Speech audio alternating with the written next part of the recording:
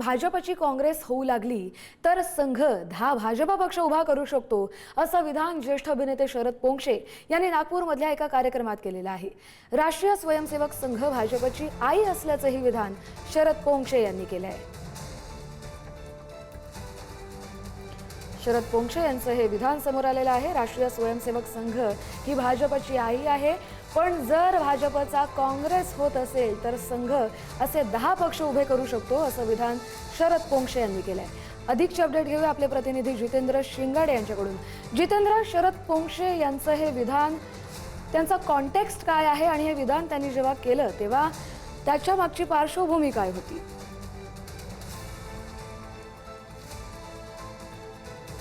मंदिरातील महर्षी व्यास सभागृह त्यामध्ये हिंदू राष्ट्र या विषयावर व्याख्यान आयोजित करण्यात आलेलं होतं आणि त्या व्याख्यानाला शरद पोंक्षे हे प्रमुख वक्ते म्हणून उपस्थित होते। यावेळी आपल्या व्याख्यानादरम्यान त्यांनी काही महत्त्वाचं विधानं केलेली आहेत, ज्यापैकी एक आहे की जर भाजपचं काँग्रेसीकरण व्हायला लागलं असेल तर राष्ट्रीय स्वयंसेवक असे 10 भाजप पक्ष उभे करू शकतात। त्याचबरोबर भाजपने अहंकारात राहू नये की आम्हीच नेहमी जिंकून येऊ।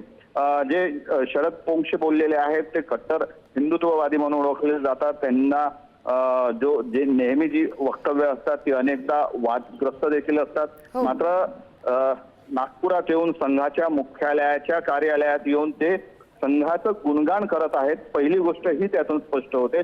दुसरं हे की भाजप जे अविजय असल्याचं आणि भाजप आणि संघामध्ये गेल्या काही काळांमध्ये थोडंसं मतभेद असल्याचं किंवा तशा चर्चा समोर आलेल्या होत्या, त्या कारणातून शरद पोंक्षे यांचं हे वक्तव्य असल्याचं सांगण्यात येत आहे। नेमकं आता या वक्तव्याचा अर्थ भाजप कसा काढतं, कारण भाजपचे नेते म्हणतात की नेमकं ते काय बोललेले आहेत त्याची मला माहिती नाही किंवा त्यांच्या जे आहे ते वैयक्तिक मत आहे।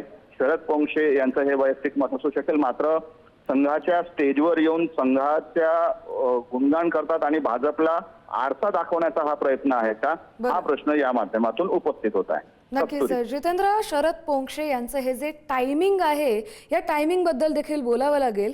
त्यांच्या म्हणण्याचा असा अर्थ असावा की सध्या भाजपचं काँग्रेसीकरण होत चाललंय म्हणूनच त्यांनी हे विधान केलं असावं का?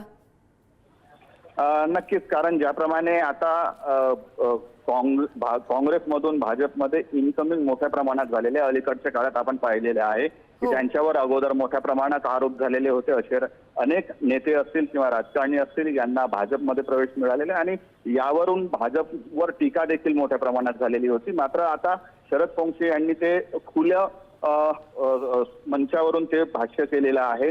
हा कार्यक्रम जो होता तो कार्यक्रमामध्ये संघाचेही काही स्थानिक मोठे नेते उपस्थित होते आणि त्यांच्यासमोर भाजपवर हा अशा प्रकारची टीका करण्यात आलेली आहे। त्यामुळे नक्कीच शरद पोंक्षे यांनी केलेल्या या वक्तव्याची सध्या जोरदार चर्चा सुरू आहे आणि त्याचं विश्लेषण आता भाजप आणि संघ कसं करतो ते देखील पाहणं महत्त्वाचं ठरणार आहे। नक्कीच जितेंद्र, धन्यवाद तुम्ही दिलेल्या सविस्तर माहितीसाठी।